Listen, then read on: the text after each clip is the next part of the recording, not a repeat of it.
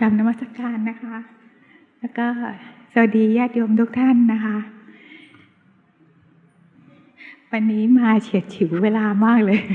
ค่ะ ก็เหมือนเดิมนะคะ ก็คือจริงๆแม่ถนัดที่จะคุยตรวจกันบ้านพวกเราเนี่ยมากกว่า แต่ถ้าตรวจกันบ้านอย่างเดียวเนี่ยคนอื่นเนี่ยอาจจะเบื่อได้นะคะก็เหมือนเดิมก็คือขอสรุปธรรมะนิดๆหน่อยๆให้พวกเราฟังช่วงต้นก่อนนะคะวันก่อนคุณบอกว่าจะให้แม่สอนเรื่องการเจริญเมตตานะคะทีนี้ก็ไปคุยกับหลวงพ่อว่าจริงๆมันก็ไม่เคยฝึกเจริญเมตตาหรอกนะความจริงแล้วเนี่ยความเจริญเมตตาเนี่ยถ้าจ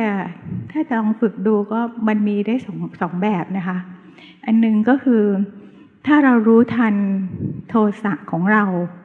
นะคะรู้ทันบ่อยๆเกิดกิเลสเกิดขึ้นไม่คล้อยตามเขาไม่ต่อต้านเขาดูเขาทำงานอย่างเช่นมีโทสะเกิดขึ้นนะคะเราก็ไม่ไปทำร้ายคนอื่นทางกายทางวาจารักษาศีลของเราไว้นะคะแล้วก็คอยรู้ทันเวลาที่โทสะมันเกิดพอโทสะมันเกิดปุ๊บเราก็ดูแยกขันธ์ไปเลยนะคะให้เห็นเลยร่างกายก็ส่วนหนึ่งโทสะก็ส่วนหนึ่งตัวจิตที่เป็นตัวที่รู้สึกก็อีกส่วนหนึ่งอย่างเงี้ยนะให้รู้ทันไปพอเรารู้ทันเนี่ยตัวโทสะตัวเนี้ยมันจะแสดงความแปรปรวนนะคะถ้าคนที่มีกำลังเยอะๆเนี่ยมันพอรู้ทันปุ๊บโทสะมันจะดับไปเลยแต่ถ้าหากอย่างพวกเราบางครั้งกำลังเราไม่พอสมาธิเรายังไม่ตั้งมั่นพอเนี่ยมันก็ไม่ขาดเราก็ตามรู้ไปอย่างที่เขาเป็นไปแล้วก็จะเห็นโทสะเกิดขึ้นตั้งอยู่หายไปพอเราคิดถึงเรื่องที่ทำให้เกิดโทสะหรือไปมองเห็นหรือไปได้ยินสิ่งที่ทำให้เรามีโทสะมันก็ปรุงขึ้นมาอีกนะคะโทสะแต่ละตัวที่เกิดขึ้นเนี่ยมันเกิดจากอนุสัยหรือความเคยชินทางใจเนี่ยคนละตัวกันนะคะมันทุกครั้งที่เรารู้ทันโทสะดับไปโทสะเกิดขึ้นใหม่รู้ทันอีกเนี่ยโทสะของเราจะบางลงเรื่อยๆคือความเคยชินที่จะมีโทสะนะเราไม่ได้ตามใจเขาไม่ได้ตอบสนองเขาแค่รู้ทันเฉยๆโทสะเราก็บางลงมันจริงๆคำว่าโทสะกับความเมตตาเนี่ยนะคือสิ่งที่เป็นคู่ตรงข้ามกันนั้นพอโทสะเราลดลงเนี่ยใจเราก็แบบเหมือนเปิดกว้างขึ้นนะคะมันสบายขึ้นเมตตามก็จะเพิ่มขึ้นเองนะคะความจริงก็คือแม่ก็ดูว่าจริงๆไม่เคยฝึกที่จะเจริญเมตตาแต่ว่ามันคล้ายๆว่าถ้าเรารู้ทันกิเลสของเราเรื่อยๆนะคะอย่างพระอรหันต์ทุกองค์เนี่ยจริตท่านต่างกันนะคะบางองค์เนี่ยจะเมตตามากบางองค์เมตตาน้อยซึ่งแต่ละคนเนี่ยไม่เท่ากันแต่ว่าสิ่งที่มีเหมือนกันก็คือเมตตาทุกคนนะคะเวลาปฏิบัติต่อคนอื่นอะไรเงี้ยนะคือจะเท่าเทียมกันคือไม่ได้ทำด้วยกิเลสนั้นความเมตตาเนี่ยถ้าเราทำได้เราก็ทำไม่ได้เนี่ยเราก็ค่อยๆรู้ทันกิเลสรู้ทันโทสะเราเรื่อยๆนะคะเมตตามันก็จะเพิ่มขึ้นเองแหละคือใจมันค่อยๆเปิดค่อยๆกว้างขึ้นนะคะอีกมุมหนึ่งมุมกลับวันนี้ก็ตอนนั้นก็ไปนั่งคิดดูก็คือพระพุทธเจ้าท่านสอนให้เรารักษาศีลนะคะรักษาศีลเนี่ยที่จริงแล้วเหมือนกับเพื่อตัวเราเองไม่ใช่เพื่อคนอื่นนะแต่ที่จริงแล้วมันเพื่อตัวเราเองนั่นแหละการรักษาศีลเนี่ยท่านห้ามเราเนี่ยมันมีอยู่5ข้อถ้าศีล5นะ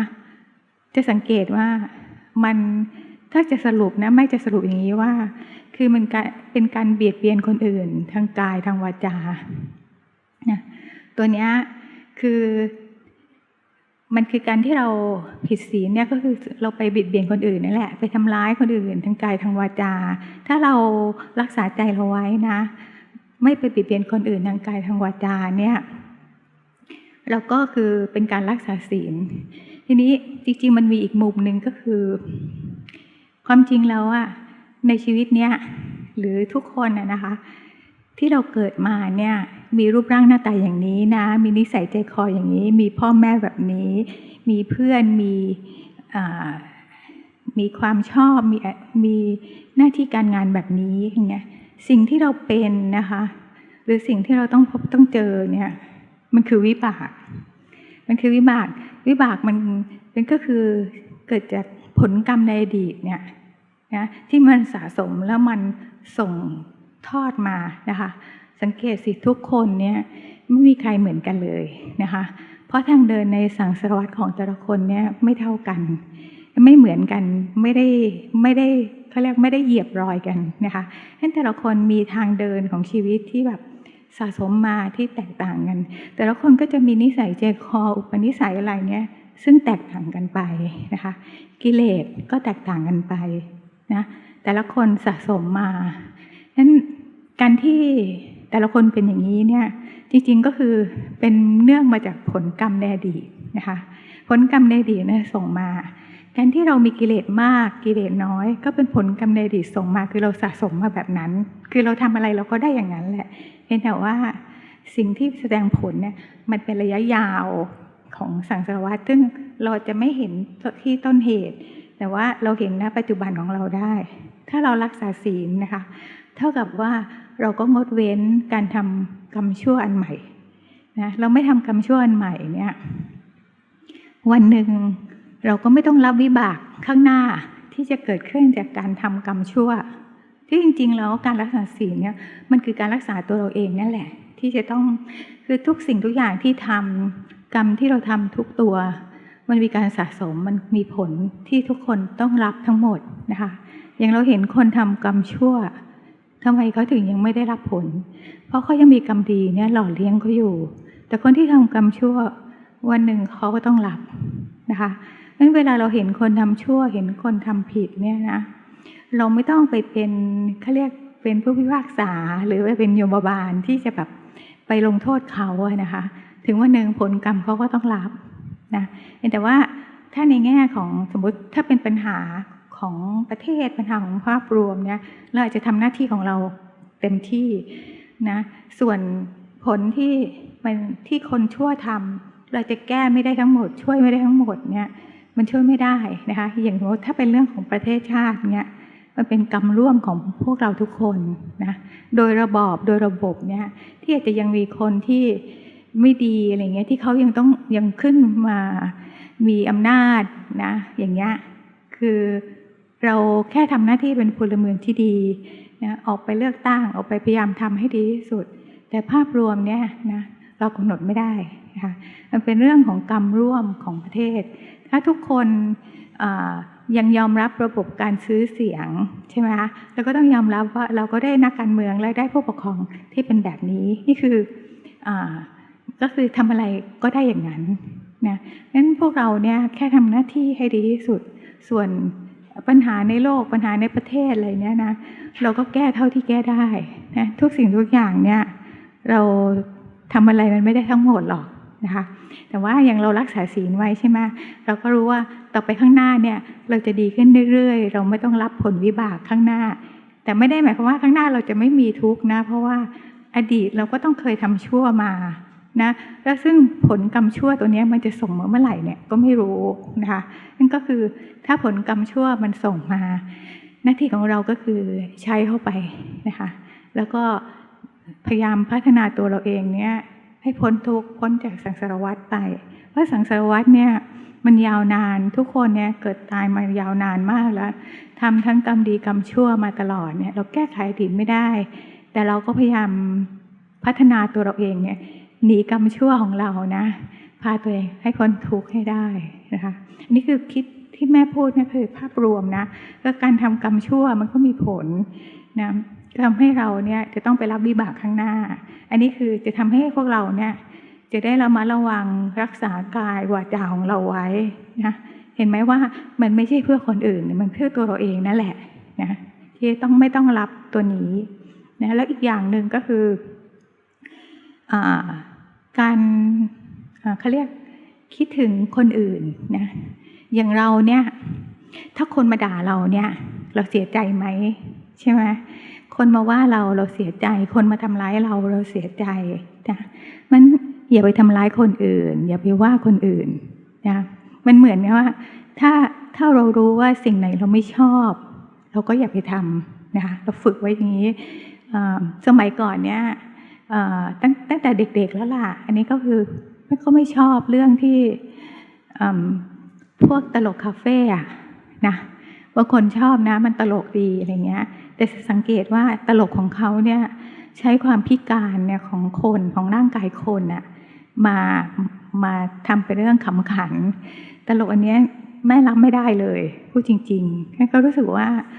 คนที่เขามีร่างกายที่พิการหรือเขามีอะไรพวกเนี้ยเขาเลือกไม่ได้อะเขาเลือกไม่ได้ที่เขาจะเป็นคนนี้ทุกคนก็อยากจะมีร่างกายสวยงามทุกคนก็ไม่อยากพิการทุกคนก็ไม่อยากแบบผิดเพี้ยนจากคนอื่นใช่ไหมงั้นถ้าเขาเลือกไม่ได้เราไปทำร้ายเขาอะนะเขาก็ถ้าเป็นเขาก็ต้องเสียใจแหละนะแต่ถ้าโอเคอาชีพก็หัวเราะไปแต่ว่าแม่ไม่ขำด้วยนะตั้งแต่เด็กก็จะรู้สึกอย่างนี้คือไม่อยากทำร้ายคนอื่นทั้งหมดแหละคือไม่อยากให้เขาเสียใจนะคือนิสัยก็คือคิดอย่างนี้นั้นเวลาที่เราปฏิบัติต่อคนอื่นเราก็พยายามที่จะแบบเป็นมิตรที่สุดแล้วก็ให้เขาอย่างที่เราคิดว่าเราทำได้ดีที่สุดคือไม่ทำร้ายคนอื่นนะถ้าจะถามว่าแม่ทำใจยังไงแม่ก็เป็นอย่างนี้แหละตั้งแต่เด็กก็เป็นอย่างนี้นะคะงั้นถ้าเราฝึกไปเรื่อยๆแล้วเรารู้ทันโทสะนะเราไม่จำเป็นต้องเป็นอย่างนี้ทุกคนเพราะแต่ละคนก็ไม่เหมือนกันนะคะแต่ว่าถ้าเรารู้ทันโทสะเราไปเรื่อยๆใจเราโทสะน้อยลงใจมันก็แบบเปิดกว้างขึ้นเรื่อยๆก็เมตตามันก็จะเพิ่มขึ้นเองนะคะก็ประเด็นนี้ก็อธิบายราวๆนี้นะคะค่ะแล้วก็อีกเรื่องหนึ่งก็คือธรรมะที่จะปฏิบัติเพื่อความพ้นทุกข์เนี่ยนะหลวงพ่อสอนเนี่ยนะค่อนข้างสมบูรณ์แล้วพวกเราฟังแล้วฟังอีกเนี่ยหลักการนี้น่าจะเข้าใจแล้วอีกอย่างนึงที่แม่อยากฝากพวกเราคือพวกเราเป็นฆราวาสนะคะจุดอ่อนของฆราวาสเนี่ยก็คือกำลังไม่พอนะคะสมาธิไม่พอเพราะว่าพวกเราเนี่ยต้องทำงานด้วยภาระทางโลกภาระทางบ้านเนี่ยมันเยอะเวลาที่เราจะภาวนาเนี่ยมันมีน้อยพอมันมีน้อยเนี่ยพวกเราอยากพ้นทุกข์นะมันต้องตั้งใจถ้าไม่ตั้งใจนะปล่อยไหลไปตามสภาวะของโลกของชีวิตเนี่ยนะเราภาวนาได้นิดเดียวแหละแต่ละวันนะแต่ว่าถ้าตั้งใจอย่างหลวงพ่ออันนี้คือหลวงพ่อยกตัวอย่างอยู่บ่อยๆนะคะคือจริงๆก็คือทุกวันต้องมีเวลาที่จะภาวนาในรูปแบบเรื่องนี้จำเป็นเลยนะคะต้องแบ่งเวลาถ้าเราคิดว่าเราอยากจะพ้นทุกข์จริงๆมันต้องจริงจังแ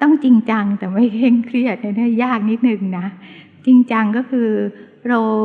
ต้องเซตระบบของชีวิตของเราอะเราก็ต้องแบ่งเวลาของเราไว้เอาเป็นชัดเจนเลยอันนี้คืออันนี้ให้กับครอบครัวให้กับหน้าที่การงานส่วนหนึ่งก็ต้องให้ตัวเองก็คือเพื่อมาภาวนาด้วยถ้าเราไม่แบ่งเวลาไม่ให้ความสำคัญมันก็ไม่ได้ภาวนาสักทีก็โดน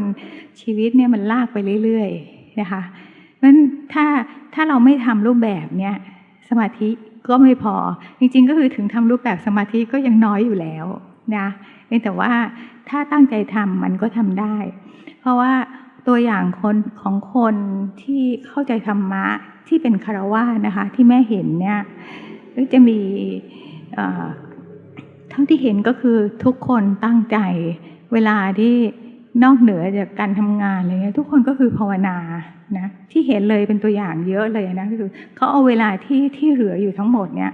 ตั้งใจภาวนาจริงๆถ้าไม่ตั้งใจจริงเนี่ยมันยากเหมือนกันนะคะเพราะสมาธิเนี่ยมันไม่พอมันอยู่ที่เราให้ความสำคัญนะคะอย่าลืมให้ความสำคัญแบ่งเวลาไว้นะมันเพื่ออนาคตของเราเราทำงานเนี่ยเรามีเงินนะเรามีชีวิตที่สบายเนี่ยนะมันก็พอแล้วสำหรับชีวิตนี้นะคะส่วนที่เหลืออยู่เนี่ยถ้าเราตายไปเนี่ยนะทรัพย์สินเงินทองชื่อเสียงเกียรติยศอะไรเนี่ยเราเอาไปไม่ได้สักอย่างหนึ่งสิ่งที่เราเอาไปได้นะก็คือบุญกับบาปแล้วก็สิ่งที่เราสะสมอย่างเช่นการภาคเพียรภาวนาเนี่ยนะคะมันสะสมไปได้เป็นอริยทรัพย์นะก็คือจะพูดง่ายๆขอให้พวกเราเนี่ยนะชัดเจนในเป้าหมายของเราแบ่งเวลาภาวนาจริงจัง แต่ไม่เคร่งเครียดนะคือจริงจังนี่หมายถึงต้องแบ่งเวลาให้เขานะต้องภาวนานะแต่ว่าตอนช่วงที่เราทำภาวนาก็คือต้องสบายนะแล้วก็ที่เห็นอยู่เยอะๆก็คือว่าหลายคนที่ยังคงทำผิดอยู่เนี่ยส่วนใหญ่จะเป็นเรื่องที่ว่าพอบอกว่าให้รู้สึกตัวปุ๊บมันก็จะแบบตั้งใจขึ้นมาเลยมันแข็งขึ้นมาแล้วก็พยายามดูเมื่อวานก็ยังเจอเลยบอกว่าภาวนามา10 กว่าปีละปรากฏว่าเขาก็ยังตรึงไว้อยู่พอบอกว่าให้รู้สึกตัวก็ใช้วิธีตรึงความรู้สึกตัวไว้ซึ่งตัวเนี้ยมันเป็นความเข้าใจผิดอะนะก็รู้สึกตัวแล้วเนี่ยแล้วจะดูกายดูใจมันดูไม่ได้เพราะว่าใจมันจะนิ่งนะคะที่จริงแล้วที่หลวงพ่อสอนเนี่ยมันคือสิ่งที่ง่ายๆเลยก็คือทำกรรมฐานสักตัวหนึ่งนะแล้วคอยเรียนรู้ตัวเองนะอย่างพุทโธก็พุทโธพุทโธสบายๆไปแป๊บเดียวจิตมันไหลมันเห็นเองแหละมันไม่ใช่ต้องตั้งใจดูด้วยหรือถ้าเรารู้สึกกายเราก็รู้สึกไปเรื่อยๆเดี๋ยวมันก็จะเห็นจิตใจที่เคลื่อนไหวเปลี่ยนแปลงเองนะคะคือทำใจเป็นคนธรรมดาแค่มีเครื่องอยู่ไว้นะอย่างรู้สึกร่างกายอย่างเรานั่งอยู่เนี่ยเราก็รู้สึกใช่ไหมคะทุกคนรู้สึกไหมร่างกายเรานั่งอยู่ขณะที่เรารู้สึกว่าร่างกายเรานั่งอยู่ใจเราจะต้องไม่หนักนะถ้าเราใจเราหนักเนี่ยแสดงว่าเราตั้งใจดูจริงเวลาเรารู้สึกร่างกายมันรู้สึกอยู่แล้วว่าตัวนี้นั่งอยู่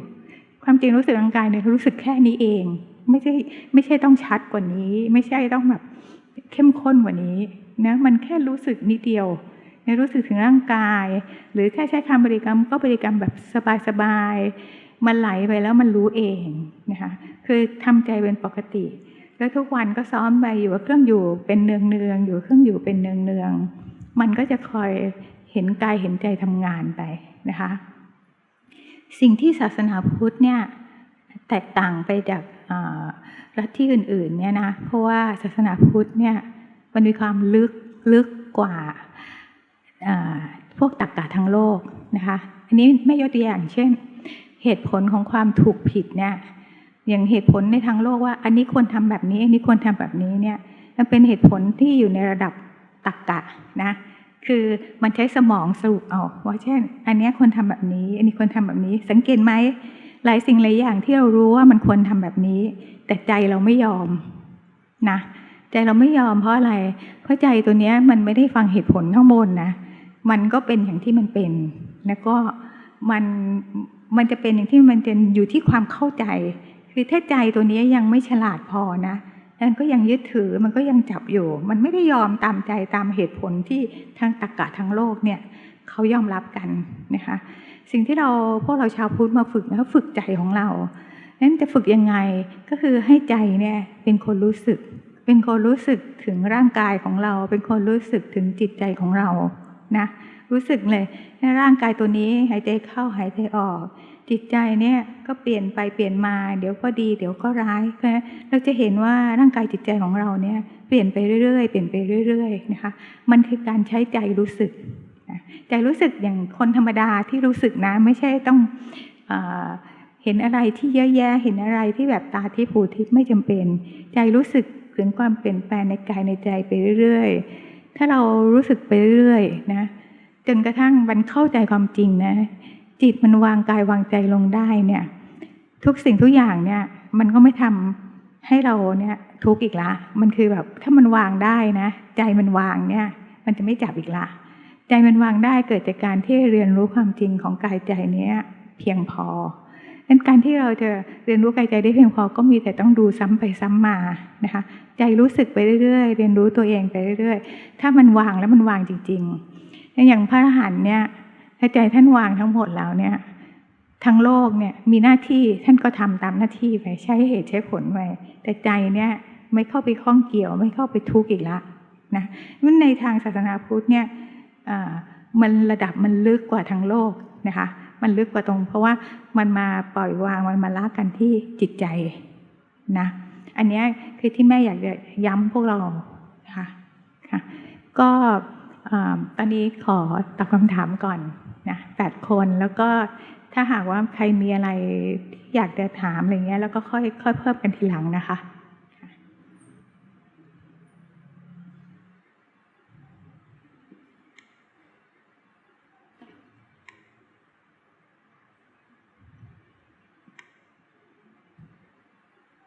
สำหรับผู้ส่งการบ้านในวันนี้มี8ท่านด้วยกันค่ะหมายเลข1ภาวนาในรูปแบบสวดมนต์และเจริญสติในชีวิตประจำวันภาวนาในชีวิตประจำวันเจริญสติในชีวิตประจำวันคำถามยังรู้สึกว่าตัวเองยังภาวนาได้ไม่เต็มที่แต่พยายามนำความทุกข์ที่เกิดขึ้นจากการทำงานมาภาวนาให้เห็นกิเลสที่เกิดขึ้นจากการทำงานและด้วยความเหนื่อยจากการทำงานทำให้ภาวนาในรูปแบบได้ไม่ดีขอกราบคำสอนจากคุณแม่ด้วยค่ะตอนในรูปแบบใช้วิหารธรรมอะไรคะสวดมนต์ค่ะคุณแม่ใช้สวดมนต์นะคะแล้วสวดมนต์แล้วจิตหนีแล้วรู้อย่างนี้ใช่ไหมคะคือเหมือนกับพอมันเหนื่อยอะค่ะคุณแม่แล้วก็เหมือนสวดมนต์เพื่อสมาธิมากกว่าค่ะมันยังไม่มีแรงพอที่จะรู้กายรู้ใจตอนสวดมนต์นะคะคือถ้ากลางวันเหนื่อยนะคะหลวงพ่อบอกว่าเรากลับมาเนี่ยเราก็เหนื่อยเต็มทีแล้วเนี่ยหลวงพ่อบอกให้ลองเปลี่ยนเวลาคือเราตื่นเช้านิดนึงแล้วขึ้นมาภาวนาในช่วงนั้นเนี่ยเราได้พักมาพอสมควรละแล้วมาสวดมนต์เนี่ยมันจะมีแรงที่จะดูได้อยู่นะคะคือถ้าทำรูปแบบเฉพาะสมถะเนี่ยมันไม่พอเพราะว่าทำสมถะมันจะแค่พักผ่อนเฉยๆแต่มันไม่ได้ฝึกใจเราเนี่ยให้มีสตินะคะก็ลองปรับนิดนึงถ้าหากว่าในรูปแบบเราไม่มีคุณภาพอ่ะมันก็ไม่มีแรงมันก็มีอีกอย่างหนึ่งก็คือตื่นเช้าขึ้นนะคะแล้วลองมาทำตอนเช้าดูว่ามันจะมีสติได้มากขึ้นไหมนะคือมันต้องมีช่วงหนึ่งเลยอะนะคะที่เรามีเครื่องอยู่แล้วจิตนี้เรารู้จิตไปทำอะไรแล้วรู้ช่วงเนี้ย5 นาที10 นาทีเนี้ยจะมีค่ามากนะคะแต่ถ้าเราทำเพื่อทำสมถะอย่างเดียวเนี่ยมันจะไม่ได้กำลังของตัวสตินะคะนั้นลองปรับเวลาดูนะคะแล้วก็ในช่วงระหว่างวันเนี่ยเหมือนที่หลวงพ่อสอนวันก่อนนะคะคือทำในรูปแบบนี้ก็จำเป็นแต่ในระหว่างวันเนี่ยก็จำเป็นเหมือนกันในระหว่างวันเนี่ยนะคะให้คอยนึกถึงกายใจเราอยู่เนืองๆอย่างเช่นทำงานไปสักช่วงหนึ่งนะคะเบรกตัวเองเนี่ยเดินเข้าห้องน้ำเหมือนที่หลวงพ่อบอกเดินห้องน้ำเนี่ยเราก็สังเกตร่างกายที่เราที่เป็นเดินไปห้องน้ำเนี่ยคือถ้าเราใส่ใจอะนะพอพ้นจากการงานปุ๊บเนี่ยเราก็สังเกตรู้สึกถึงร่างกายทีนึงรู้สึกถึงจิตใจทีนึงฝึกตัวนี้มันก็ต้องฝึกเหมือนกันนะคะเพราะเราแบบคอยใส่ใจรู้กายรู้ใจเราเนี่ยมันจะเป็นความเคยชินที่มันจะกลับมาดูแต่ถ้าว่าเราแบบมารุมมาตุ้มกับงานไปจนกระทั่งทั้งวันโดยที่ไม่สนใจกายใจเลยเนี่ยมันก็เหมือนตุ่มรั่วที่หลวงพ่อบอกมันกลับมาชาร์จเนี่ยมันไม่พอนะคะเพราะฉะนั้นก็คือในชีวิตประจำวันเนี่ยต้องคอยรู้สึกด้วยนะคะมันจะช่วยเสริมพอในชีวิตประจำวันเราคอยรู้สึก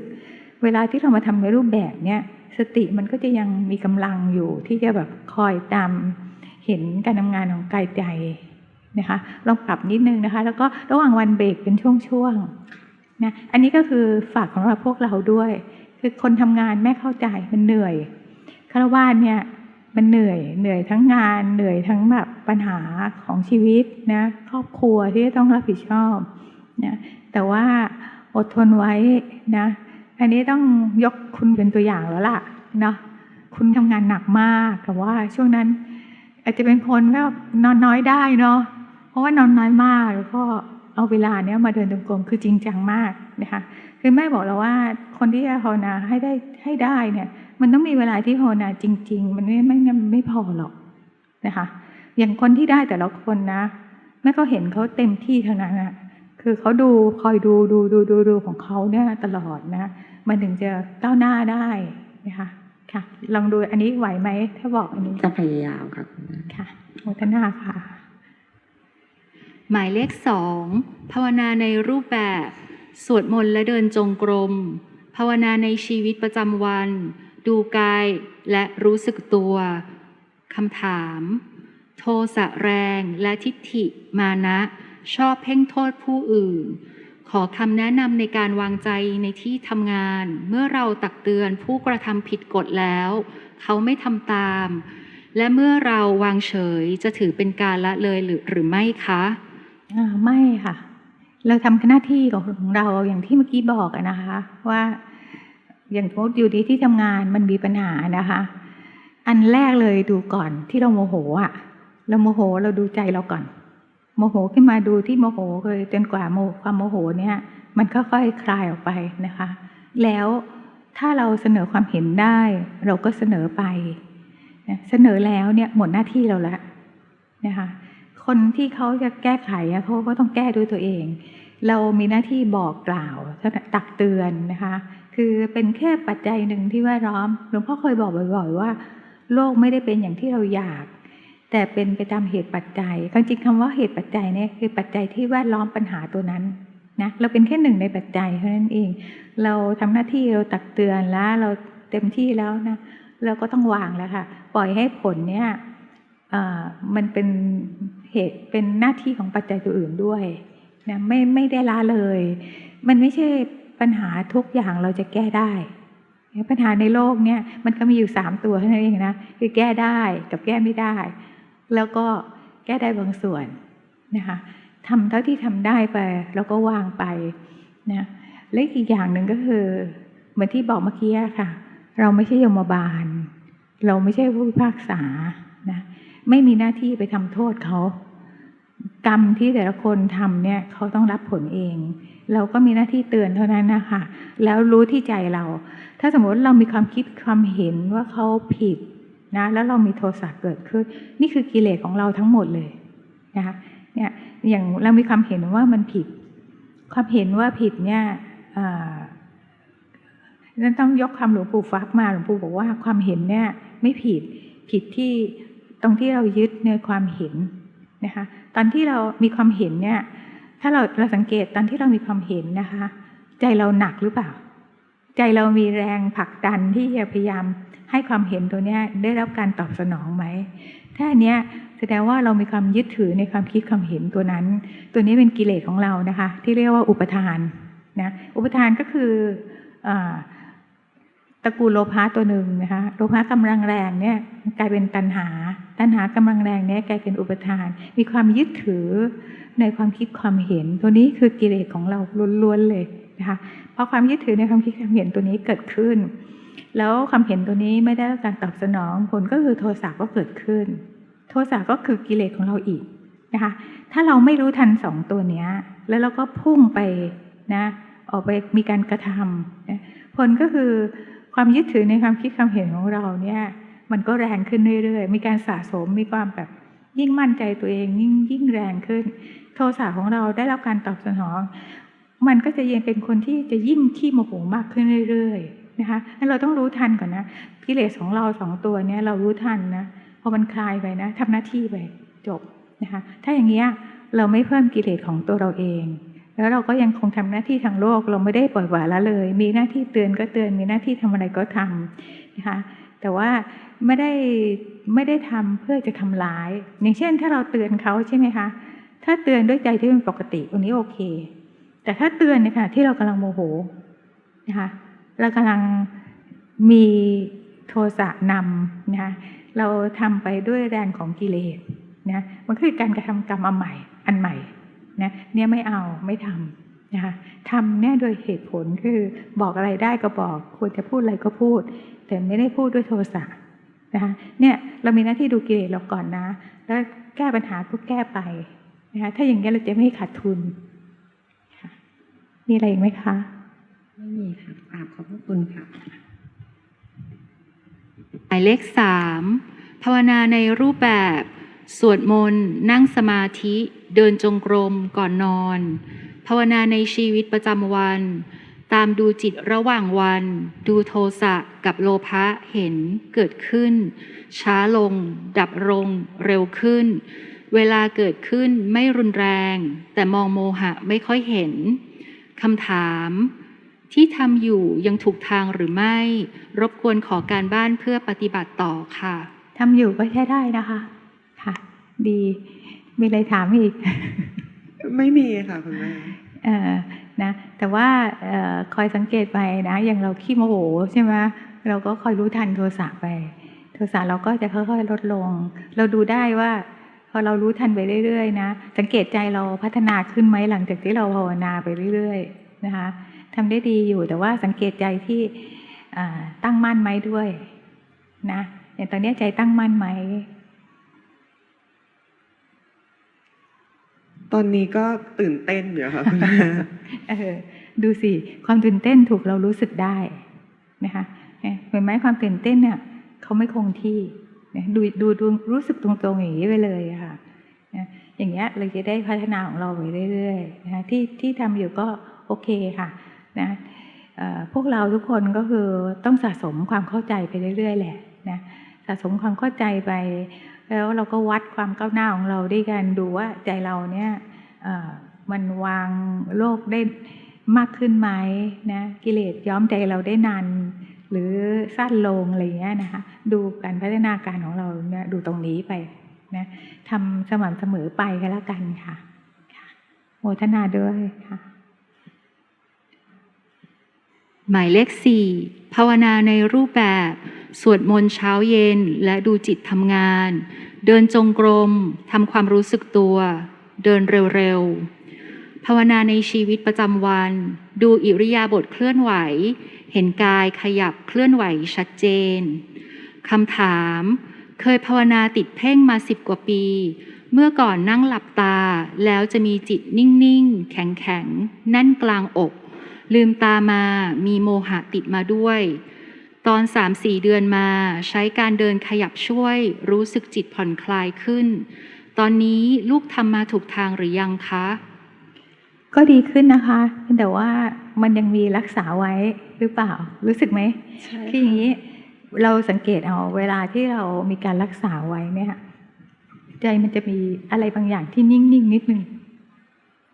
จริงๆแล้วใจที่ภาวนาเนี่ยจะเป็นใจที่สบายๆนะถ้ามันมีนิดนึงก็คือเรารักษาไว้นิดนึงก็คือเพ่งนิดนึงนะก็คือสมัยก่อนนี้อาจจะมากกว่านี้ตอนนี้คือเบาลงนะคะจริงไม่ต้องรักษาไว้นะคะมีเครื่องอยู่ไว้นะตอนนี้ใช้เครื่องอยู่อะไรนะคะ ก็ใช้ความรู้สึกตัวใช้รู้อิริยาบถร่างกายอย่างเงี้ยค่ะนะคือถ้าร่างกายเนี่ยพยายามขยับไว้นะร่างกายที่ขยับเนี่ยแล้วเห็นไอ้ตัวนี้ขยับนะคะสังเกตสิเวลาที่เรารู้ร่างกายเนี่ยใจเนี่ยมีน้ำหนักไหมมีค่ะแสดงว่ามันมากไปนิดนึงเวลารู้ร่างกายมันจะเบากว่านี้นะคะมันจะสบายใจเนี่ยถ้าถูกที่สุดก็คือใจไม่มีน้ำหนักนะคะแต่เนี้ยเรารู้สึกร่างกายพยักหน้านะมันยังมีความจงใจพยักหน้านึกออกไหม นะเหลือหน่อยนึงสังเกตดูตัวนี้นะใจต้องสบายกว่านี้อีกนิดนึงนะคะสบายเลยปล่อยเลยนะคะคือจิตเนี่ยเขามีหน้าที่รู้สึกนึกคิดนะคะเพราะฉะนั้นจริงๆยังไงเขาก็ต้องเปลี่ยนเขาต้องคิดเราไม่ต้องไปตรึงเขาไว้เพื่อจะดูนะเดี๋ยวเรารู้สึกร่างกายเนี่ยแค่เดียวมันจะใจลอยไปแล้วนะแล้วเรารู้ว่าใจลอยเท่าที่รู้ได้ไม่ใช่ต้องรู้ทุกครั้งด้วยไม่ใช่ต้องรู้ทุกช็อตด้วยนะคะเนี่ยเราขยับเรารู้สึกร่างกายถ้าทำอะไรไม่ได้รู้สึกร่างกายเป็นฐานไว้ก่อนเลยแบบสบายๆนะตัวนี้มันจะได้สมถะด้วยนะรู้สึกร่างกายไปเรื่อยๆแล้วเดี๋ยวพอจิตมันทำงานอะไรมันเห็นเองนะไม่ต้องไปเฝ้ามันไว้คือเนี่ยคือข้อผิดพลาดของคนที่ภาวนามานานช่วงหนึ่งนะส่วนใหญ่ก็เป็นเพราะว่าไปรักษาไว้แล้วก็คล้ายๆแบบเหมือนมันต้องตั้งใจภาวนาเนี่ยตัวนี้คือตัวที่ทำให้เราทำผิดนะจริงก็คือเราตั้งใจภาวนาแต่ตอนที่ทำมันต้องไม่มีความตั้งใจมันก็แค่อยู่กับเครื่องอยู่แบบสบายๆนั่นหลักคือแค่นี้เองนะรู้สึกร่างกายสบายๆอย่างตอนนี้เรานั่งเฉยๆลองนั่งเฉยๆดูก่อนรู้สึกไหมร่างกายเรานั่งอยู่รู้สึกว่าร่างกายนั่งอยู่ค่ะแล้วรู้สึกไหมว่าตอนนี้มันเบากว่าเมื่อกี้รู้สึกค่ะรู้สึกร่างกายเนี่ยเอาแค่นี้พอนึกถึงความต่างออกไหมนะมันต้องไม่หนักเลยนะมันจะสบายๆเนี่ยตัวนี้พยักหน้าตัวนี้มันแค่รู้สึกนะคะแล้วเดี๋ยวมันเห็นจิตเองให้ตอนเรายังไม่เห็นจิตเราก็รู้สึกร่างกายเป็นฐานไปก่อนเลยได้เลยเนี่ยแล้วถ้าเราดูอย่างนี้ไปเรื่อยๆบางครั้งเขาก็จะกลับไปแบบแน่นเหมือนเดิมแต่เราก็ แค่รู้เขา ก็รู้ทันว่าเขาแน่น แล้วเขาก็จะกลับมาคลายแบ ใช่ บเมื่อกี้ ใช่นึกออกแล้วใช่ไหมคะ ค่ะ ระหว่างที่มีน้ำหนักกับเมื่อกี้กับที่สบายๆนะรู้กายมันแค่นั้นเองอะค่ะ และถ้ามันเป็นความเคยชินไงมันเคยรักษาไว้เยอะจะกลับไปแน่น แน่นก็รู้ว่าอ๋อมันตั้งใจมากไปแล้วนะคลายออกมานิดนึงทำสบายๆแล้วก็รู้สึกเบาๆใหม่นะแต่ใช้คำว่ารู้สึกเบาๆไม่ได้ เดี๋ยวมันจะสร้างความรู้สึกเบาๆอีกซึ่งมันจะผิดอีกนะจริงๆแล้วเนี่ยรู้สึกถึงร่างกายเฉยๆอย่างเงี้ยแค่เนี้ยนะมันใจดูที่น้ำหนักในใจ ถ้าใจมีน้ำหนักก็ดูที่น้ำหนักเลยว่าตัวน้ำหนักเนี่ยมันคือความจงใจนะคะความจงใจตัวนี้เป็นความปรุงแต่งตัวหนึ่งนะถ้าเรารู้ตรงๆไปเลยว่าความน้ำหนักตัวเนี้ยถูกรู้อีกเหมือนกันนะครับน้ำหนักตัวนี้ถูกรู้น้ำหนักตัวนี้สังเกตไปเขาก็จะคล้ายๆคลายออกไปเขาก็คลายออกจะพอดีเลยนะเนี่ยรู้อย่างเขาอย่างที่เป็นอย่างเงี้ยทุกตัวสอนไตรลักษณ์เหมือนกันอย่างน้ำหนักตัวเนี้ยเราไม่ได้ตั้งใจมันทำงานของมันเองมันหนักขึ้นมาเองความหนักเองก็แสดงความแปรปรวนความไม่คงที่ให้เราเห็นนะคะเนี่ยคือถ้าเรารู้อย่างที่เป็นด้วยใจที่คิดว่าจะแค่ตามรู้ไปใจมันก็จะเป็นธรรมชาติมากขึ้นเอง เวลาที่หนูทำงานบ้านหรือไม่ได้ตั้งใจภาวนาจะรู้สึกเหมือนมันมีความสบาย ใช่ รู้สึกตัวแบบเหมือนเราไม่ได้ตั้งใจไม่เพ่งอย่างเงี้ยค่ะ ใช่ ก็เลยแบบพอเวลาที่เราจะเข้าลานจงกรมหรือภาวนาปุ๊บมันก็จะกลับมาล่องเดิม ใช่ อย่างนี้หนูต้อง ทำงานบ้านไปก่อน เหมือนที่หลวงพ่อเคยให้คนแก้กรรมฐานนะว่า อันนี้อย่าเพิ่งทำในรูปแบบให้ไปทำงานบ้านก่อน พอเราทำงานบ้านไปเรื่อยๆด้วยใจที่สบายอ่ะมันเริ่มคุ้นกับอารมณ์ที่สบายๆเนี่ยแล้วใช้ตัวนี้เป็นฐานในการภาวนา คือภาวนาเนี่ยจะต้องเป็นใจที่ธรรมดาแบบนั้นแหละนะคะเห็นความต่างใช่ไหมคะพอมันเริ่มเข้าที่จงกรมแล้วมันแน่นขึ้นมาปุ๊บนะผ่อนคลายนิดนึงทำสบายๆหน่อยนะแล้วลองเดินดูนะลองดูซิว่าไอ้ตัวน้ำหนักตัวเนี้ยคือพวกนี้มันเกิดจากความตั้งใจที่รู้สึกว่าต้องภาวนาเพราะจริงไม่ใช่มันไม่ได้เริ่มแบบนั้นถ้าเริ่มแบบนั้นมันผิดตั้งแต่ตอนต้นถ้าเราเดินด้วยใจที่สบายๆปล่อยมันเผลอก่อนนะแล้วก็เห็นนี่ตัวนี้เดินเห็นตัวนี้เคลื่อนไหวไปเรื่อยๆแล้วเดี๋ยวมันจะเริ่มเห็นจิตเองอย่างช่วงต้นที่เราเดินเนี่ยส่วนใหญ่แล้วอะใจเนี่ยมันจะยังฟุ้งซ่านอยู่ใช่ไหมคะนะฟุ้งซ่านอยู่เนี่ยปล่อยมันก่อนรู้สึกร่างกายไปก่อนมันเหมือนทำสมถะเบื้องต้นกันทำสมถะไปเรื่อยๆพอจิตมันเริ่มมีกำลังฟุ้งซ่านน้อยลงนะแล้วเดี๋ยวมันเห็นการทำงานเองโดยที่ไม่ต้องไปตรึงหรือไปรักษาเข้ามานะเราไปดูตรงนี้นะคะจำความรู้สึกที่สบายๆไว้นะถ้ามากกว่านี้คือเกิน ค่ะขอบพระคุณในความเมตตาของคุณแม่ค่ะ หมายเลข 5 ภาวนาในรูปแบบ เดินจงกรม บริกรรมพุทโธ ดูกายที่หายใจ เคลื่อนไหว หลงรู้ ภาวนาในชีวิตประจำวัน ภาวนาพุทโธ ดูหลงรู้คำถาม 1 เดือนที่ผ่านมาเห็นกิเลสที่เกิดหลังความคิด เห็นยินดียินร้ายแล้วเสื่อมไป บังคับไม่ได้ ทุกวันและหลายครั้ง ผมเห็นจริงหรือและจิตตั้งมั่นเจริญปัญญาได้หรือไม่ครับ เอางี้นะชอบมีคนถามว่าที่เห็นนะเห็นจริงหรือเปล่านะคะไม่จะบอกให้นะมันมีอันทริคอย่างเดียวก็คือความรู้สึกแรกน่ะใช่อย่างเช่นพอเรารู้สึกอะไรครั้งแรกเนี่ยมันคือความรู้สึกจริงๆแต่หลังจากนั้นเนี่ยแล้วแต่ละบางคนก็ปรุงต่อบางคนก็สงสัยบางคนก็อันนู้นอันนี้ไปเรื่อยๆนะคะความรู้สึกครั้งแรกที่เรารู้สึกน่ะมันคือความรู้สึกจริงๆนะอย่างถ้าเรารู้สึกนั้นจริงๆอะจบแล้วแต่ว่าถ้าเราเริ่มใช่หรือเปล่าเริ่มคิดอันเนี้ยไม่ใช่ละมันจะเริ่มฟุ้งซ่านแล้วก็เริ่มคิดต่อนะให้รู้ไปว่าความรู้สึกแรกถูกเกือบทั้งหมดแหละนะคะแล้วก็ตอนนี้นะคะตอนนี้ใจเป็นยังไงเอางี้ดีกว่าใจตอนนี้ก็ภาวนาไปแบบสบายๆค่ะแล้วก็ดูใจที่จิตที่มันไหลไปตามจุดต่างๆของร่างกายนะฮะตามทวารทั้ง 6ครับ เราจงใจไหลไหมคะ จงใจไหล จงใจให้มันไหลไปไหมหรือว่าตามรู้ไปเฉย เห็นมันไหลไปครับ ๆเห็นมันไหลนะคะ ครับ แต่ไม่ต้องตามไปนะครับ ค่ะ เห็นมันไหลไปนี่ใช้ได้ค่ะคืออย่างมันคือใช่จิตเนี่ยมันจะไหลไปเรื่อยๆเดี๋ยวก็ไปโน้นเดี๋ยวไปนี้แต่มีเครื่องอยู่ไว้นะคะ มีเครื่องอยู่อะไรบ้างตอนนี้ มีพุทโธครับ แล้วก็ดูเห็นกายที่กำลังหายใจอยู่ ค่ะ พอหายใจพุทโธปุ๊บมันรู้สึกว่าความรู้สึกมันจะเห็นเลย ว่าเห็นจิตที่กำลังไหลอยู่เดี๋ยวไหลไปตามั่งไหลไปทางหูมั่งโดยเฉพาะทางกาย ค่ะค่ะ ถ้ามีพุทโธอยู่แล้วก็ภาวนาพุทโธนะหายใจด้วยครับ ค่ะ ครับ ระหว่างวันก็จะเห็น บางทีก็รู้สึกตัวไม่ได้ตั้งใจภาวนาก็รู้สึกขึ้นตัวมาทีละแวบทีละแวบบางทีก็เห็นยินดียินร้ายตามหลังความคิดมาแล้วก็ค่อยๆคลายไปนะไม่ได้ตั้งใจดูนะแต่ก็ตามดูมันแค่นั้นเองว่ามันคลายไปหรือเปล่า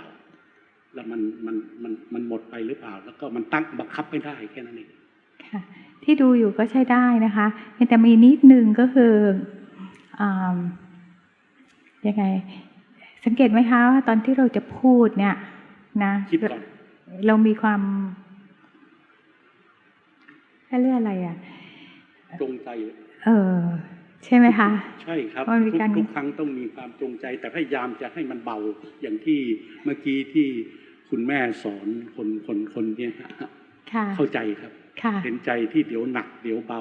ก็พยายามให้มันเป็นธรรมชาติอะ อย่างเวลาจะพูดเนี่ยนึกออกไหมคะ ครับ มีการควบคุม ใช่ครับตอนนี้กำลังควบคุมอยู่เพราะว่า ถ้ารู้ทันได้ก็ดี พยายามรู้ทันว่ากำลังควบคุมปกติจะไม่พูดแบบนี้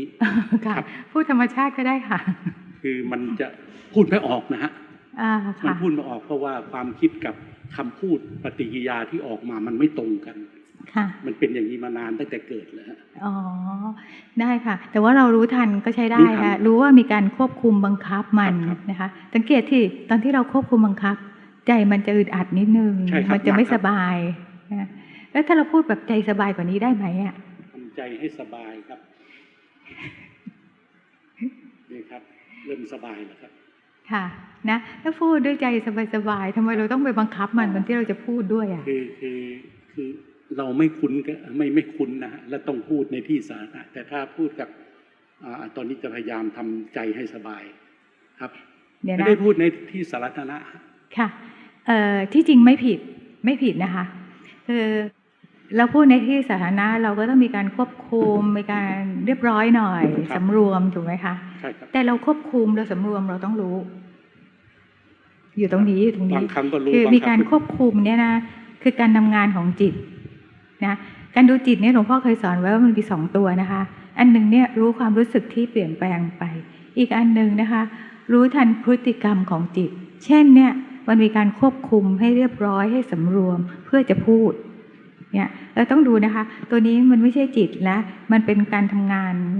มีการปรุงแต่งความสำรวมนะคะเหมือนที่สมัยช่วงก่อนนี้ก่อนหน้านั้นนานแล้วล่ะหลวงพ่อสอนคำว่าหมูกระดาษนะพวกเราทุกคนเนี่ยมันจะปรุงแต่งเนี่ยปรุงแต่งตัวเองอะนะอย่างเช่นเวลาไปเจอผู้ใหญ่ต้องเรียบร้อยนะคะมีการปรุงความสำรวมเรียบร้อยเราต้องรู้นะนี่คือความปรุงแต่งที่ย้อมใจนะแล้วก็ออกมาทางใจนะคะแล้วก็ถ้าไปอย่างสมมติแต่ละคนสวมบทบาทถ้าเป็นผู้จัดการก็สวมบทบาทผู้จัดการแต่สวมบทบาทแล้วเนี่ยสวมบทบาทนี่ไม่ผิดแต่ต้องรู้ว่ามีการสวมบทบาทมีการปรุง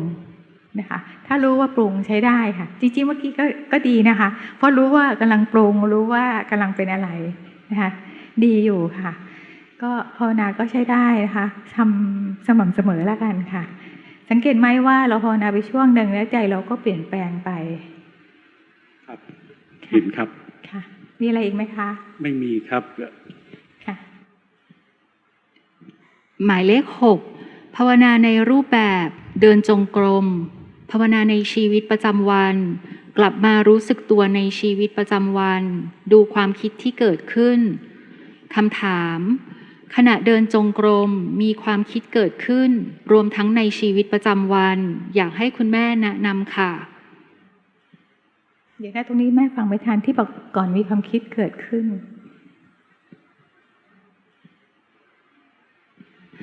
ขณะเดินจงกรมมีความคิดเกิดขึ้นรวมทั้งในชีวิตประจำวัน อยากให้คุณแม่แนะนำค่ะ อันนั้นเป็นธรรมชาติของจิตอยู่แล้วนะคะที่บอกว่าจิตนี้มีธรรมชาติที่รู้สึกนึกคิดเขาจะทำหน้าที่ไปเรื่อยๆนะคะแต่คิดและรู้ทันเวลาคิดเนี่ยเราจะสังเกตว่าจิตเนี่ยหลงเข้าไปอยู่ในโลกของความคิดนึกออกใช่ไหมคะมันหลงเข้าไปอยู่ในโลกความขณะที่เรากำลังคิดเนี่ยเราลืมตัวเองเราลืมโลกไปเลยอยู่แต่ในความคิดเฉยๆนะคะต้องรู้ทันนะคะรู้ทันปุ๊บจิตมันจะรู้สึกตัวขึ้นมานะตื่นหลุดออกมาจากโลกของความคิดแล้วพอเรารู้ทันแป๊บเดียวเนี่ยจิตเนี่ยจริงๆก็คือเดี๋ยวก็รู้เดี๋ยวก็หลงมันจะสลับไปเรื่อยๆนะคะรู้แวบหนึ่งความรู้ตัวนี้ก็ดับไปกลายเป็นหลงใหม่หรือจะหลงคิดใหม่นะคะหลงคิดอีกเนี่ยเรารู้ทันใหม่นะคะหลงปุ๊บเราสมมติเราเดินจงกรมอยู่ใช่ไหมคะเราก็มาอยู่กับเครื่องอยู่ของเรานะเพราะฉะนั้นในช่วงที่เราเดินจงกรมเนี่ยเราจะเห็นเลยจิตจะหลงคิดเนี่ยไปตลอดเวลาไปเรื่อยๆนะคะอันนั้นน่ะถูกแล้วนะคะตอนที่เราภาวนาเนี่ยเราไม่ได้ภาวนาเพื่อให้จิตไม่คิดแต่เราให้เห็นว่าจิตเคลื่อนไหวเปลี่ยนแปลงตลอดเวลาเดี๋ยวก็คิดเดี๋ยวก็ดีใจเดี๋ยวก็เสียใจเดี๋ยวก็รู้เดี๋ยวก็หลงนะก็จะเห็นว่าจิตเองเนี่ยก็เปลี่ยนแปลงไปเรื่อยๆนะคะเนี่ยท่านให้เราพิจารณาขันธ์นะว่าขันธ์ห้าเนี่ยขันธ์ห้าคือสิ่งที่รวมเป็นตัวเราทั้งหมดเนี่ยนะท่านแยกออกมาเป็น5ส่วนใช่ไหมคะคือตัวรูปเวทนาสัญญาสังขารวิญญาณใช่ไหมตัวจิตเป็นตัวที่รู้สึกเป็นตัวที่รู้อารมณ์ทางตาหูจมูกลิ้นกายใจนะคะตัวกายก็เป็นรูปธรรมที่เราเห็นอีก3ตัวคือตัวนามธรรมเนี่ยมันจะมีความรู้สึกสุขทุกข์เฉยๆสัญญาความจำได้หมายรู้แล้วก็ความปรุงดีปรุงชั่วนะคะอย่างจิตเนี่ยหลงไปคิดนะคะเราจะเห็นว่าเดี๋ยวมันก็คิดเดี๋ยวมันก็รู้เดี๋ยวมันก็คิดเดี๋ยวมันก็รู้เราจะเห็นว่าจิตเนี่ยมันไม่เที่ยงนะคะจิตที่ไปคิดมันก็ทำงานของมันเองเราบังคับไม่ได้นะคะตัวจริงก็คือจิตมีธรรมชาติที่จะคิดไปเรื่อยๆอยู่แล้วแต่ว่าเราต้องตัดตอนรู้แล้วมันก็ไปคิดรู้แล้วมันก็คิดทุกครั้งที่เรารู้ทันสภาวะที่หลงคิดนะคะมันจะเหมือนเราหลุดออกมาจากโลกของความคิดมีความรู้สึกตัวตื่นขึ้นมานะคะขณะนั้นเนี่ยมันจะจิตเนี่ยจะมีความตั้งมั่นมีความรู้เนื้อรู้ตัวอยู่นะคะอย่างที่ทำในรูปแบบแล้วฝึกตัวเนี้ยนะหลงปุ๊บรู้ทันนะคะเกิดสติเกิดขึ้นขณะที่เกิดสติเกิดใจที่ตั้งมั่นขึ้นมาด้วยใช่ไหมคะเกิดใจที่ตั้งมั่นตัวนี้มันเป็นสมาธิเล็กๆทีนี้พอมันเกิดขึ้นมันก็เปิดแวบเดียวแล้วดับไปนะคะแล้วเดี๋ยวมันหลงใหม่เรารู้ใหม่หลงใหม่เรารู้ใหม่จริงๆตัวนี้คือการฝึกให้จิตเรามีสติงั้นเราฝึกบ่อยๆนะคะสติเราจะเกิดบ่อยแล้วก็ใจเนี่ยจะเริ่มมีสมาธิเพิ่มขึ้นคือมีความตั้งมั่นของใจเนี่ยเพิ่มขึ้นเรื่อยๆจากการที่สะสมตัวนี้นะคะเพราะฉะนั้นเราเดินจงกรมไปไหลแล้วรู้ไหลแล้วรู้ไปคิดแล้วรู้อย่างเงี้ยถูกแล้วค่ะฝึกไปเรื่อยๆเนี่ยใจจะมีความรู้สึกตัวมีความรู้เนื้อรู้ตัวเนี้ยมากขึ้นเรื่อยๆนะคะนี่เป็นฐานเลยนะคะที่จะเอาตัวสมาธิตัวเนี้ย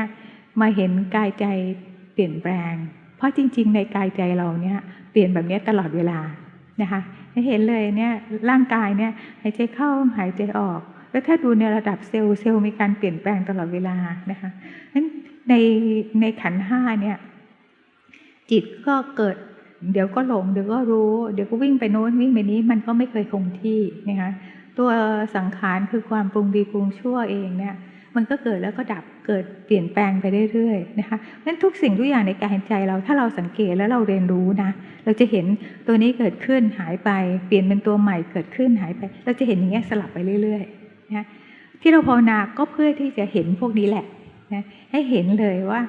ในตัวเราเนี่ย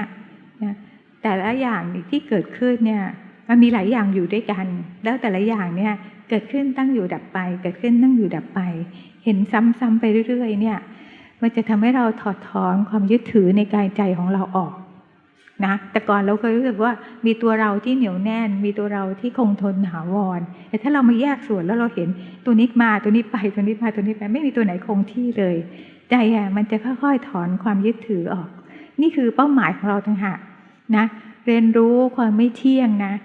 เพื่อจะเข้าใจความจริงของมันเพื่อจะปล่อยวางความยึดถือในตัวกายใจตัวนี้นะคะเพราะฉะนั้นที่เราเห็นนะถูกแล้วนะเห็นมันคิดถูกแล้วแต่อย่าไหลตามความคิดไปเช่นมันจะไปคิดมันจะเป็นอย่างนี้มันจะไปคิดเรื่องที่เราอยากคิดใช่ไหมคะนะที่มีข้อห้ามอย่างเดียวก็คือตอนที่เราเดินจงกรมคือช่วงที่เราเอาใช้ฝึกฝนตัวเราเองนะคะไม่ใช่เป็นเวลาของการแก้ปัญหาทางโลกไม่ใช่เป็นเวลาของอย่างอื่นเป็นเวลาสำหรับตัวเราเองเท่านั้นเพราะฉะนั้นมันไปคิดเรื่องอะไรที่อยากคิดหรืออยากทำอยากแก้ปัญหาวางไว้ก่อนนะคะอย่าเพิ่งคิดต่อหน้าที่ของเราคือเรียนรู้ตัวเองทำกรรมฐานไปนะแล้วจิตหนีแล้วรู้กลับมาอยู่กับกรรมฐานจิตหนีแล้วรู้ฝึกตัวนี้นะคะออกจากช่วงทำในรูปแบบถ้าจำเป็นต้องคิดเรื่องงานก็ไปคิดซะ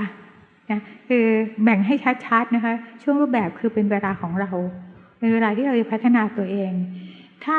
เราใช้วิธีเดินจงกรมไปคิดไปเดินจงกรมไปคิดไปมันก็มีข้อดีนะบางทีเรามีสมาธิเราก็คิดงานได้แต่เราเสียประโยชน์ในการที่เราจะภาวนาเพื่อความพ้นทุกข์นะคะงั้นแบ่งเวลาให้ชัดเจนการแบ่งเวลาในรูปแบบก็เพื่อแบ่งเวลาให้ตัวเองไม่เอาการงานทางโลกเข้ามาเกี่ยวข้องนะคะงั้นไหลแล้วรู้อย่าตามมันไปค่ะ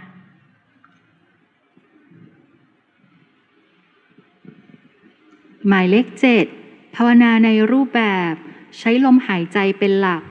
หากฟุ้งมากจะใช้บริกรรมพุทโธร่วมด้วยในชีวิตประจำวันมักทำรูปแบบก่อนนอนเป็นหลัก 10-40 นาทีแล้วแต่เวลาที่มีหรือเพลียมากก็จะไม่ทำได้ไม่นานใช้ชีวิตประจำวันมักดูอารมณ์ที่เกิดขึ้นคำถามการทำซ้ำๆเราจะแยกออกได้อย่างไรว่าเห็นความจริงไม่ใช่การหลงจิตให้เชื่อโดยการทำซ้ำ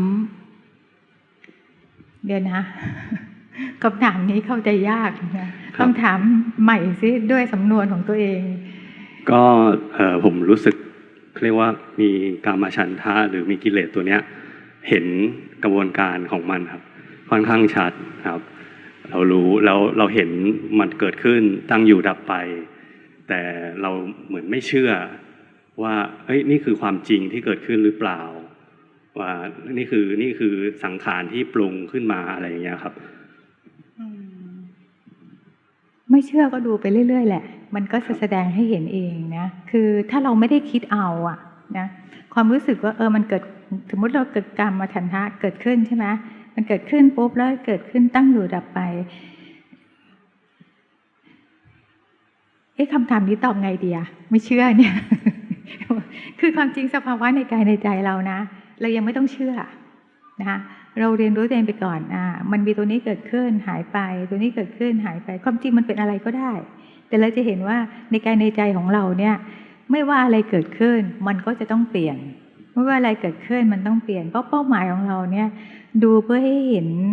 จนกระทั่งคลายความยึดถือเพราะฉะนั้นมันเห็นอะไรก็ได้นะมันจะไม่มีชื่อเรียกอาจจะเราเรียกชื่อไม่ถูกแต่มีสภาวะที่เกิดขึ้นตั้งอยู่และดับไปนะถ้าเรารู้ไปเรื่อยๆเราไม่ได้เจตนามันก็ไม่น่าจะเป็นสิ่งที่ปรุงแต่งขึ้นมาหรือถึงเป็นความปรุงแต่งขึ้นมานะมันก็เกิดตั้งอยู่ดับไปเหมือนกันพูดง่ายๆนะอะไรมาให้เราเห็นความแปรปรวนเห็นการเกิดขึ้นตั้งอยู่ดับไปของมันไปเรื่อยๆนะได้ไหมคืออันนี้แม่ก็ไม่แน่ใจว่าตอบคำถามหรือเปล่าเหมือนว่าถ้าเปรียบก็เหมือนเด็กดื้อครับ เด็กดื้อที่เห็นว่าโอเคอันนี้สิ่งนี้ร้อนนะก็หลวงพ่อท่านก็สอนว่าเรื่องนี้เป็นทุกข์นะแต่ใจเหมือนยังไม่ใช่คืออันนี้ที่แม่บอกไงมันเข้าใจด้วยเหตุผลด้วยสมองแต่ใจเนี่ยมันดื้อนะใจดื้อมีอย่างเดียวต้องให้เห็นให้มากให้พอนะดื้อมากก็ต้องดูมากนะเพราะฉะนั้นเป็นความยากลำบากของคนดื้อนะคือจริงๆการเข้าใจธรรมะเนี่ยนะทุกคนมีหน้าที่เก็บข้อมูลนะถ้าคนไม่ค่อยดื้อเก็บข้อมูลพอนะเขาก็วางเลยถ้าดื้อมากก็ต้องเก็บเยอะเก็บนานซึ่งตัวนี้เราเลือกไม่ได้นะคะเรามีจริตอะไรเราก็ภาวนาตามจริตของเราไปนะคะสังเกตสิว่า ขณะที่มันเกิดขึ้นตั้งอยู่ดับไป ตัวที่ไม่เชื่อเนี่ยมันเกิดความสงสัยขึ้นมา รู้ที่สงสัยไปเลยค่ะ อย่างเช่นเฮ้ยมันจริงหรือเปล่าอะไรอย่างเงี้ยมันจริงหรือเปล่าปุ๊บตอนนั้นเนี่ยมันไม่ใช่สภาวะที่เกิดขึ้นตั้งอยู่ดับไปตัวนั้นแล้ว แต่เป็นความรู้สึกสงสัยเกิดขึ้นนะคะความรู้สึกสงสัยก็เป็นสังขารขันธ์อีกตัวหนึ่งถูกไหมคะเราตามรู้ต่อไปนะคะมันสงสัยปุ๊บเราดูไปเลยความสงสัยเนี่ยกับร่างกายเป็นคนละอันกันนะความสงสัยกับตัวจิตที่เป็นตัวรู้สึกก็เป็นอีกตัวหนึ่งถ้าเห็นความสงสัยเนี่ยดูซิว่าเขาจะอยู่นานแค่ไหนเขาจะคงทนถาวรไหมให้ตามรู้ไปเลยนะเพราะฉะนั้นใจเราเนี่ยมันจะเปลี่ยนไปเช่นเห็นสภาวะแล้วไม่แน่ใจสงสัยรู้ที่สงสัยแล้วเดี๋ยวสงสัยเปลี่ยนมันก็จะเป็นอย่างอื่นแล้วก็ตามรู้ไปอีกนะคะเพราะฉะนั้นหน้าที่ของเราคือรู้ปัจจุบันแล้วเห็นปัจจุบันเปลี่ยนไปเรื่อยๆนะคะอันนี้จะได้ไม่ต้องสับสนครับผมค่ะขอบคุณครับมีอะไรไหมถามให้แล้วใจ ตอนนี้ยังไม่มีครับขอบคุณหมายเลข 8 ภาวนาในรูปแบบเดินจงกรม40 นาทีนั่งสมาธิ40 นาทีการภาวนาในชีวิตประจำวันดูกายการสัมผัสตาหูจมูกลิ้นผัสสะที่มากระทบเห็นจิตปรุงแต่งจิตนี้ก็ไม่เที่ยงแปรเปลี่ยนไปตามสิ่งที่มากระทบ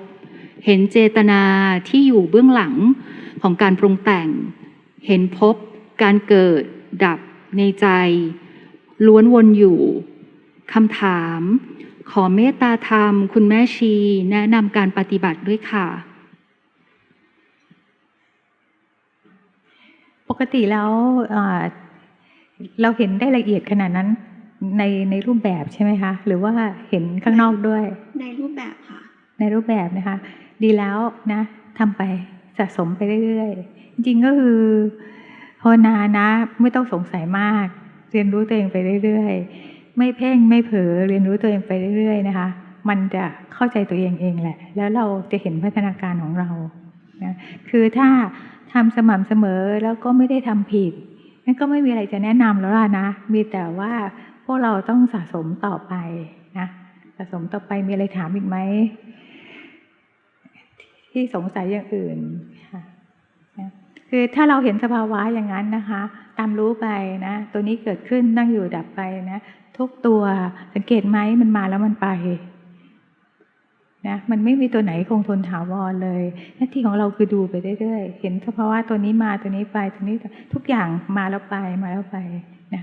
มันสะสมข้อมูลนะเหมือนอย่างที่บอกว่าจิตเนี่ยมันโง่มันไม่ใช่เหตุผลนะว่าเฮ้ย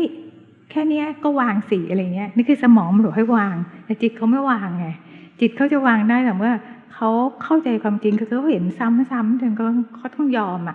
ว่าเฮ้ยมันยึดถือเอาไว้ไม่ได้อะไรอย่างเงี้ยนะคะแล้วมันถึงจะวางพอเราทำถูกแล้วนะก็มีแต่ทำสม่ำเสมอไปนะคะแล้วเรียนรู้ตัวเองไปเรื่อยๆนะมันค่อยๆเข้าใจความจริงของเราเองแหละค่ะโมทนาด้วยมีเวลาจริงแล้วแต่เนาะตอนนี้นะมีใครจะถามอะไรอีกไหมคะเผื่อมี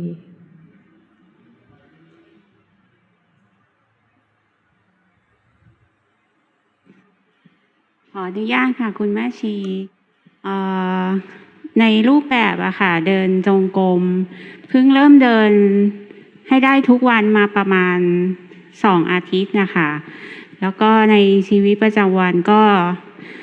รู้สึกถึงความมีอยู่ของร่างกายแล้วก็รู้สึก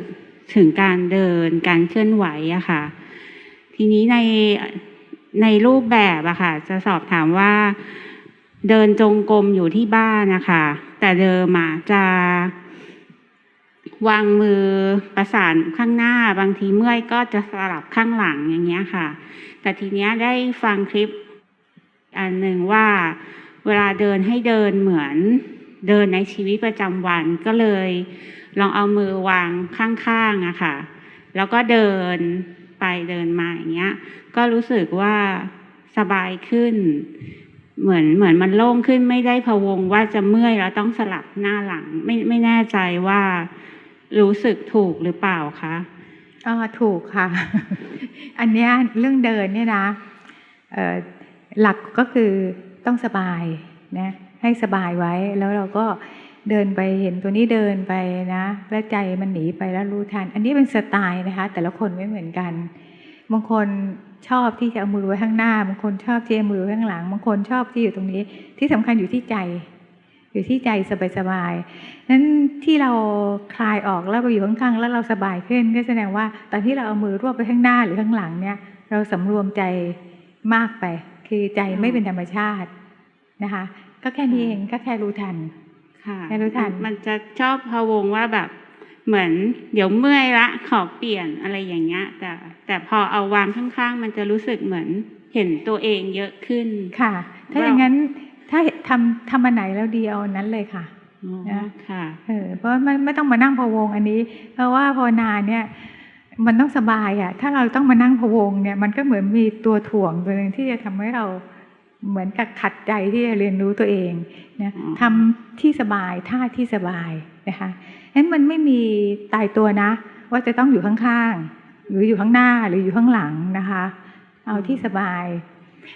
ที่หลวงพ่อเคยเล่าให้ฟังจำได้ไหมที่เล่าเรื่องหลวงปู่เทศอ่ะเขาบอกว่าหลวงพ่อสงสัยว่าเวลาเดินจงกรมเอามือไว้ที่ไหนเนี่ยแต่แรกหลวงปู่ก็เดินสำรวมของท่านไปเรื่อยๆพอหลวงพ่อถามในใจพบท่านยกอย่างนี้ อย่างนี้เลยนะคล้ายๆว่าความจริงก็คืออะไรก็ได้อยู่ที่ใจต่างหากว่าเราวางใจได้ถูกว่าป่ะใจเนี่ยไม่เคร่งเครียดไม่เข้าไปสำรวมมันใจที่เป็นธรรมชาติแล้วตามรู้ทันใจไปนะเพราะฉะนั้นอยู่ที่ใจนะคะไม่ได้อยู่ที่ท่าแต่ถ้าเราทำตัวนี้แล้วเราสบายเราก็เอาตัวนี้สินะเพราะแต่ละคนเนี่ยไม่เหมือนกันชอบไม่เหมือนกันคือเดินเหมือนเห็นคนอื่นเดินอย่างนี้ถูกใช่ไหมคะถูกไหมอยู่ที่จิตนะคือท่าอะไรก็ได้แต่เดินสบายๆแล้วคือเห็นนั่งกายเดินแล้วใจหนีแล้วรู้ตรงนี้สำคัญที่สุดถ้าเราเห็นนะคะแม้เราเดินเหมือนคนอื่นสบายๆแต่เราไม่รู้ทันจิตเราก็ใช้ไม่ได้ค่ะที่นี้ถามนิดนึงว่าห้องพระปกติเดินในห้องพระที่บ้านอ่ะมันจะ3x3 เมตรมันจะเดินได้ประมาณสัก5-9ก็จะต้องกลับตัวอย่างเงี้ยค่ะคือเราจำเป็นต้องไปหาที่เดินให้มันยาวขึ้นไหมคะหรือว่าก็ปรับตัวให้ได้แค่นั้นนะคะคืออันนี้เนี่ยถ้าจะแนะนำในที่แคบนะคะให้เดินเป็นเลข8นะเพราะว่าพอเราเดินไปอย่างนี้นะคะเดินไปข้างนี้เรากลับตัวข้างซ้าย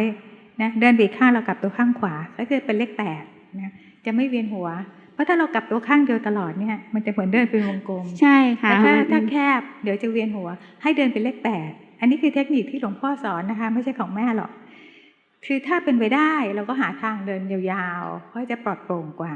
แต่ถ้าเงื่อนไขเราไม่ได้เราก็เดินในที่แคบแล้วก็เดินเป็นเลข8นะคะอันนั้นถ้าเกิดว่าเราก็คือปรับตัวเราอยู่ตรงไหนเราก็ภาวนาได้เราสามารถภาวนาของเราอย่างสบายใจนะคะฝึกเอาไว้ก็ดีค่ะคือหมายถึงว่าอยู่ที่ไหนเราก็เดินได้นะคะเดินเป็นเลข8เอานะเพราะถ้าอย่างนี้ไปเรื่อยๆมันจะเวียนหัวใช่ค่ะมันให้เดินแล้วกลับคนละด้านหัวจงกรมเนี่ยกลับคนละข้างเป็นเลข8นะไปข้างนี้กลับทางซ้ายไปอีกข้างนึงกลับทางขวานะคะมันจะสวนไปเรื่อยๆจะไม่เวียนหัวนะคะนี่เป็นเทคนิคในการเดินในที่แคบนะคะคุณแม่ขออนุญาตอีกคำถามนะคะคือพอดีเป็นคนชอบผัดวันประกันพรุ่งอะค่ะคือแบบรู้ว่าจะพยายามทำในรูปแบบให้ได้ทุกวันแต่ว่าเวลาอาบน้ำขึ้นมาจะแบบเข้าห้องแอร์แป๊บนึงก็ขอเช็คข่าวเช็คอะไรนิดนึงจนผ่านไปครึ่งชั่วโมงถึงจะแบบดันตัวเองออกไปเริ่มสวดมนต์เดินจงกรมได้ขอคุณแม่ช่วยสั่งสอนด้วยค่ะต้องฝึกค่ะเพราะว่านิสัยของพวกเราเนี่ยนะมันฝึกจนเป็นความเคยชินนึกออกปะอย่างเราฝัดวันประกันพรุ่งนะแล้วเราตามใจตัวเองเดี๋ยวก่อนนะไอ้นิสัยเดี๋ยวก่อนเนี่ยมันจะเพิ่มขึ้นมันก็เหมือนอนุสัยเหมือนกิเลสนะคะถ้าตามใจนะมันก็จะยิ่งหนาขึ้นเราต้องขัดเกลามันดัดนิสัยมันอย่าไปยอม ถ้าเรายอมนะมันจะผัดวันประกันพรุ่งมากขึ้นเรื่อยๆนะคะ ค่ะ อันนี้มันก็ขึ้นกับแต่ละคนเติบโตมายังไงแล้วฝึกฝนตัวเองมายังไงนะคะ ถ้าเราฝึกได้นะเราก็ดัดแปลงตัวเองซะอย่ายอม เช่น เราจะภาวนาเราก็ภาวนาเลยอย่าไปแบบเดี๋ยวทำอันนู้นก่อนเดี๋ยวทำนี้ก่อนเอางี้สิภาวนาก่อนแล้วค่อยมาทำอย่างอื่นอะไรเงี้ยนะตั้งใจไว้อย่างเรื่องพวกเนี้ยที่จริงแล้วฝึกได้หมดนะคะเพราะเราฝึกว่าเราจะทำแล้วเราก็ทำเลยนะทำไปเนี้ยสม่ำเสมอเนี่ยจิตมันจะเข้มแข็งขึ้นต่อไปมันจะไม่ผัดวันประกันพรุ่งพวกเนี้ยนะคะถ้าเราตามใจมันก็จะเป็นอย่างนี้เหลวไปถ้าเราไม่ตามใจเราก็จะเข้มแข็งขึ้นเราก็จะพัฒนาขึ้นนะอยู่ที่เราเลือกเอานะจะยอมแพ้มันตลอดหรือเปล่าหรือว่าจะสู้ถ้าสู้ก็ต้องสู้เลยนะสู้เลยแล้วความเคยชินที่จะผัดวันประกันพรุ่งจะลดลงค่ะนะนั้นสิ่งที่เราฝึกนะไม่สูญเปล่าหรอกค่ะขอบพระคุณค่ะคุณแม่ค่ะใครมีอะไรอีกไหมไม่มีแม่จะได้กลับ หมดแล้วนี่นะเพราะว่าคุยก็คุยแล้วนะตัวกันบ้านแล้วอะไรอย่างเงี้ยนะคะคือแม่คิดว่าที่ไม่ไลฟ์สดก็มีเหตุผลนะคะคือเวลาไม่ไลฟ์สดเนี่ยคนสอนอะมันจะสบายใจ ไม่ต้องรู้สึกว่ามีคนอื่นที่ไหนก็ไม่รู้มาดูอันนี้อันหนึ่งนะอีกอันหนึ่งก็คือมันเพิ่มงานทีมงานนะงานไลฟ์เนี่ยมันเพิ่มทีมงานนะงานเขาต้องทำเยอะขึ้นต้องมาปัจจุบันทันด่วนซึ่งแม่ดูแล้วว่าอย่างธรรมะของแม่มันไม่ได้จำเป็นที่จะฟังณปัจจุบันคนอื่นอยากฟังก็ไปฟังทีหลังได้อะไรอย่างเงี้ยนะคะแม่ก็ดูว่าหลวงพ่อก็บอกมันเปลืองทรัพยากรถ้าไลฟ์จะต้องมีเจ้าหน้าที่เนี่ยมาตั้งอยู่หลายอันนะทีมไลฟ์นี่ไม่ต้องมา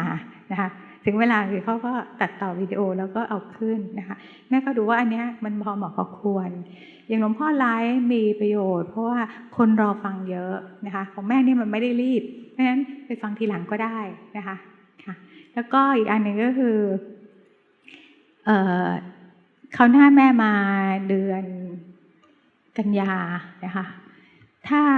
เอานี้ขอไว้ก่อนนะถ้ามีใครอยากให้พูดเรื่องอะไรนะเสนอมาทางบ้านจิตสบายก็แล้วกันแล้วก็เผื่อว่าแม่จะได้รับมาเป็นประเด็นว่าจะได้ดูว่าอยากให้พูดหัวข้ออะไรบ้างนะคะเพราะว่าก็มันไม่รู้จะพูดอะไรเท่าไหร่เพราะว่าจริงๆเนี่ยธรรมะของหลวงพ่อเนี่ยมันสมบูรณ์แล้วนะพวกเราฟังหลวงพ่อเนี่ยมันเข้าใจเพิ่มขึ้นสม่ำเสมอทำไปมันก็พัฒนาก้าวหน้าแม่ทำได้เพียงแค่เป็นส่วนที่เสริมในส่วนที่อาจจะเป็นมุมมองที่เราเห็นมุมมองที่เราคุยกับโยมที่ส่งกันบ้านนะคะเห็นมุมที่อาจจะเห็นบ่อยๆอะไรเงี้ยอาจจะมาพูดได้อาจจะได้แค่เสริมเท่านั้นนะคะก็ฝากพวกเราในจุดพวกนี้เผื่อจะช่วยอะไรพวกเราได้เท่านั้นนะคะก็ขอบคุณที่มาฟังนะคะแล้วก็โมทนากับพวกเราทุกคนนะคะก็ขอให้พวกเราเนี่ยมีส่วนแห่งบุญที่แม่ทำแล้วทุกประการนะสมปรารถนาในสิ่งที่ดีงามทุกประการด้วยนะพักเพียรภาวนาให้รู้ธรรมเห็นธรรมเจริญในธรรมยิ่งขึ้นไปนะคะโมทนาพวกเราทุกคนนะคะ